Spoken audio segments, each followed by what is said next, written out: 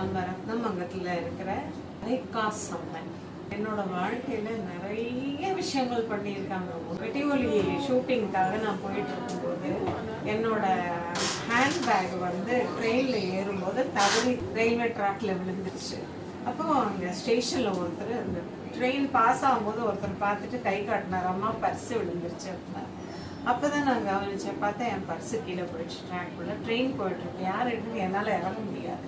அப்போ அவர்கிட்ட நீங்கள் எடுங்க அப்படின்னு சொல்லி கையை காட்டிட்டு போயிட்டேன். பத்திரமா அந்த ஹெட் ஆஃபீஸில் கொடுத்துட்டு இதை அதை யார் வந்து கேட்குறாங்களோ நீங்கள் அவங்ககிட்ட கொடுத்துருங்க. அந்த அம்மா மெட்டி ஒலியில் நடிக்கிற ராஜம்மா அப்படின்னு சொல்லி என் பேர் சொல்லி சொன்ன உடனே சொல்லி கொடுத்துருக்கேன். இதுன்னு ஒரு 1 ஹவரில் அடுத்த ட்ரெயினில் எங்கள் டீம் வராங்க. நான் ஃபோன் பண்ணி சொன்ன உடனே அவங்க 2 பேரும் அந்த ஸ்டேஷனில் ஆஃபீஸ் போயிட்டு அங்கே இருக்க அந்த பொருளை எடுத்துக்கிட்டு எனக்கு கொண்டு வந்து கொடுத்தாங்க. அந்த மாதிரி ஐகாஸ் அம்மன் வந்து அவ்வளோ சக்தி வாய்ந்தவங்க.